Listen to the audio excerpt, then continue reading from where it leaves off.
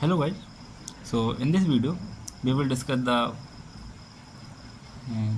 problem which is given in end of the video in previous video. So this is only on your the practice purpose. This is the vector algebra, and here we find the addition of two vector and subtraction of two vector and unit vector as well as cross vector and your dot product and angle between two vector.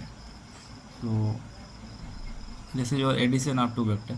For addition of two vector we have to add same base and coefficient, and I coefficient will be add I coefficient and j coefficient will be added in j coefficient, and your k coefficient will k. Okay, this is your a plus b addition of two vector. This is the another fashion you can also find like this. Same will be given here.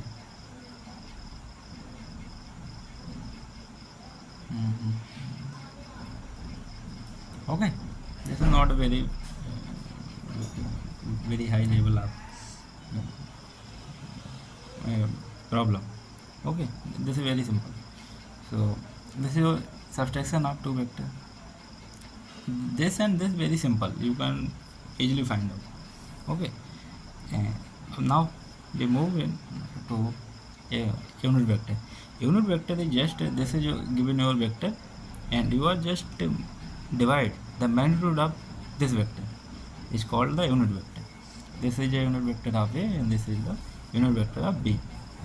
And now we move A cross B. A cross B, for finding the A cross B we have to solve the matrix. This is a 3 by 3 matrix, and you can easily find out. I hope you know very well how to find how to solve matrix. This is the matrix, but here we solve the determinant, because determinant is the special form of matrix. Okay, so and now we move dot product of two vector. For finding the dot product of two vector we have to multiply both, and same entity will give you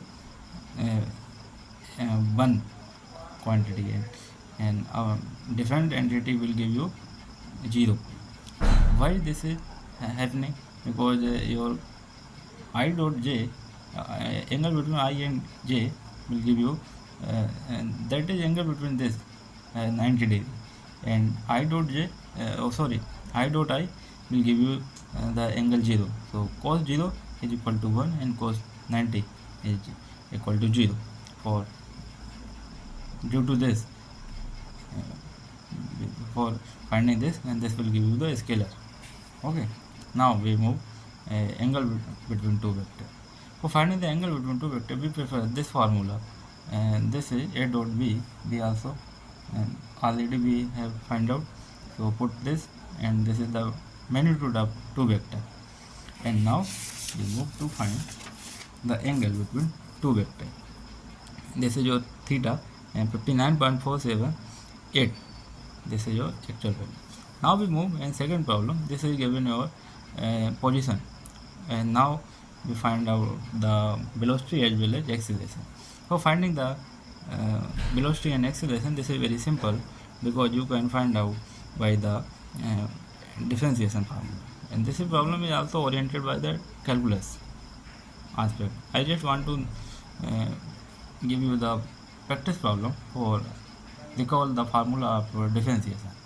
Okay, this is very simple.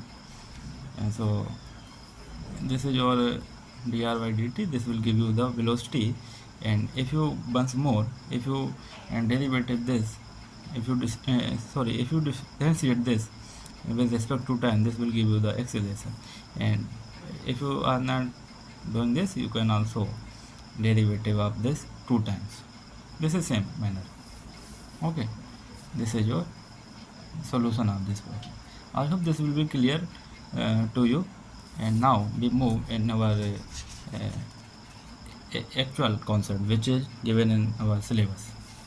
So here I am not discussing the theory part. I hope you are aware of this theory part. and I will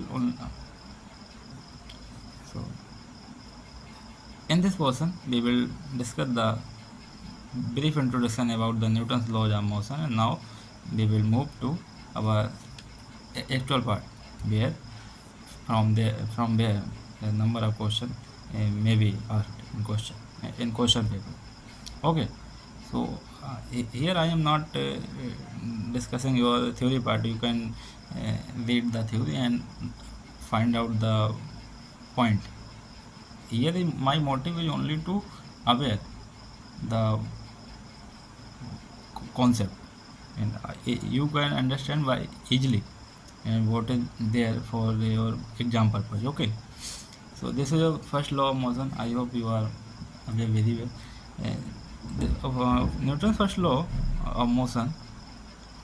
Newton's first law of motion is also known by the law of inertia, and this is for applying this law, you have to uh, zero velocity and uniform velocity, because if your velocity is varying with respect to time, this law will not hold there. Okay, so and this is another form of your first law of motion.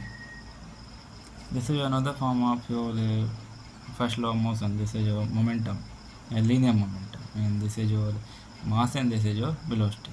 If your velocity is uniform, this will hold, and absence of an external force acting on a body. Okay, in this manner, this will apply here. Okay, and one is another.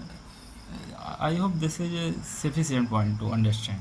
Okay, in exam point of view, their theory is not asked, and theory is also asked, but like this will not asked in last few years.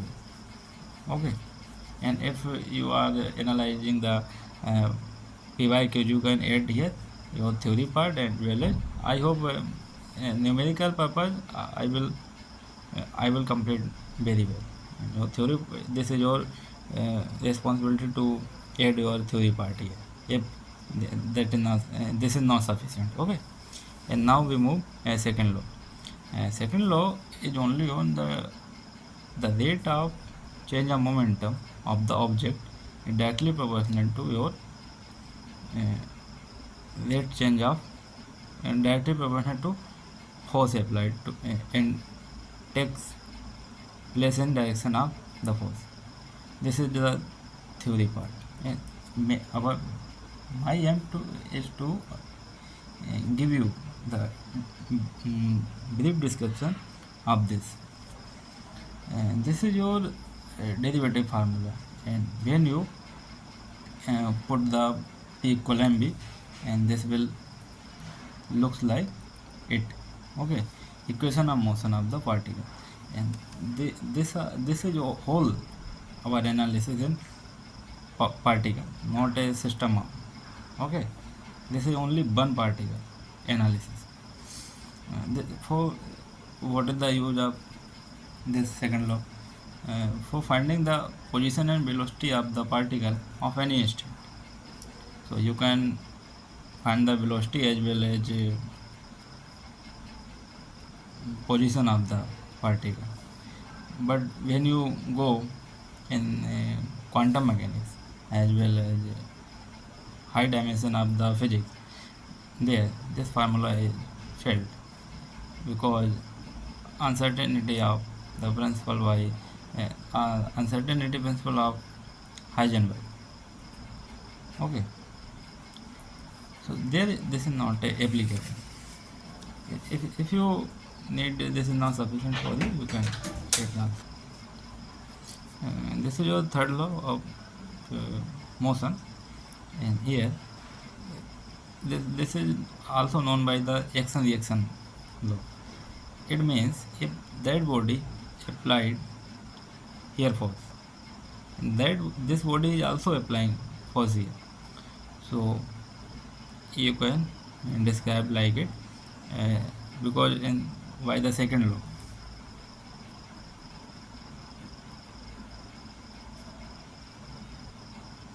in law, we can write down like it.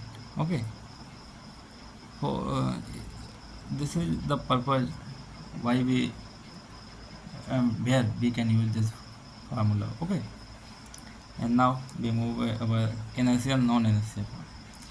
And inertial form, and there are two types of frame where our analysis is performed.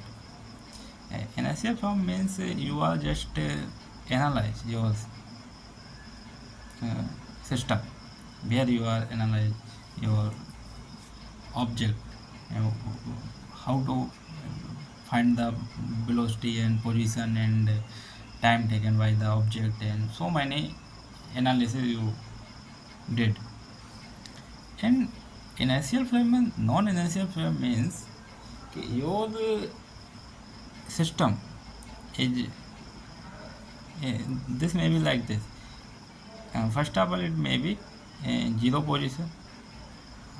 Otherwise, if this is not a zero position, this will move in uniform velocity. It should not be in acceleration position. If your system is accelerated, it means that is not a inertial. So Newton's law of motion is held in your inertial form. When your inertial form is not given, then your frame is non-inertial. There are other some concepts have to be applied for solve your problem. When we will solve the problem, there we will understand deeply understand. Okay, so this is your Newton's law of motion. I hope till here you have not any question. If you have any question, you can write down in comment section. Now we move next one. That is the important part. Now we move on our very important part. This is the frame of reference. There are a number of frame of reference. There is which are important at a exam point of view as well as your analysis purpose.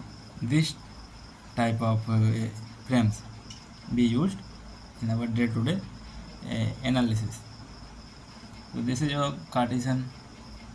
You know very well what is the use of this, and here we only see the two portion of 2 to 3 portion that is important our analysis purpose.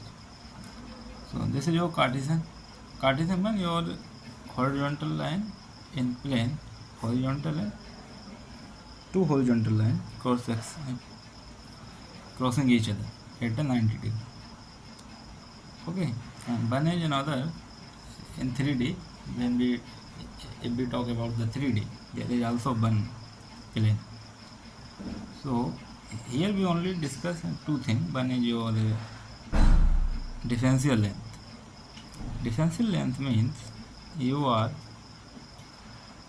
like it present your length.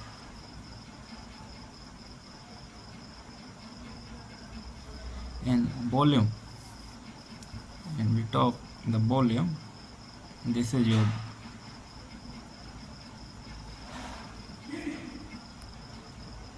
here our only purpose to find out the length and volume. If you are able to find out the length and volume, you can also understand very well what is happening here. Okay, this is your I hope you are aware very well like it. And when we discuss the solution of the problem, there you can easily understand. And this is your another form of plane polar coordinate. In plane polar coordinate, we use two entity. One is your r, this is the length, and this is your angle. So you can easily understand why this. And this is your length, and this is resolute in two parts. One is your x portion, one is your y portion. X portion is called your r cos theta, and your y section is called or sin theta. And you can easily understand this is because, yeah, how reason behind it. Why cannot write down only decay? Because this is your arc length. This is your radius. You know the formula of this. This is your arc length, and you are so this is your arc length. Okay, and next we will discuss the cylindrical coordinate system. The cylindrical coordinate system, one element is same, and only x and y will be changed. This is also not a very change because you know you are aware about the polar. You are aware about the polar. You can easily understand. For finding the theta, tan inverse y by x. This is on. This may be remember it. Otherwise, elementary of length you can use d rho and rho d phi. This is for finding the theta. Okay, and this is your dz. This is the same Cartesian and your cylindrical. This is the same. This is your volume rho, d rho, and d theta and dz.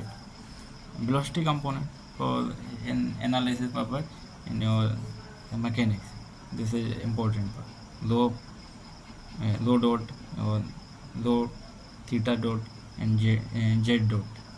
This is your spherical coordinate system. In spherical coordinate system, this is some little bit difficult to understand because here your 3D analysis and 3D imagination comes in picture. When we discuss the problem, this will be clear very well. This is your elementary length, and this is your elementary volume. This is, you can understand, and you can also practice in this formula. This is your velocity component, r dot and r theta dot and your r sin phi dot. Okay, this is your spherical. This is not a very large use. This is not also very frequently used. We only use this cylindrical and polar and your Cartesian. And if anywhere this will be used, I will completely describe that. Okay, I hope this will be clear for you. Here is not a very high level. This is only this is the position, and this is your 3D. Okay, this is your low. So for finding this, how can you find it? This is your phi. So this will gives you this is the theta. Okay, so you can regulate it, and this will gives you the your this entity coordinate. Okay, I hope this will be clear for you. Now we move over next section, mechanics of particle. And mechanics of particle, and this is your first formula, and this is your first concept, conservation of linear momentum. For finding the conservation of linear momentum, it means your external force will be 0. If your external force is 0, it means your linear momentum will be conserved. Okay, this is your. So if your momentum is conserved, total force acting on a particle is 0. External and internal is also both are 0. Okay, and now angular momentum and torque. For this is your dynamic concept, angular momentum I dot omega. This is here is only we describe the own formula. This is not very deeply because when we solve the problem there is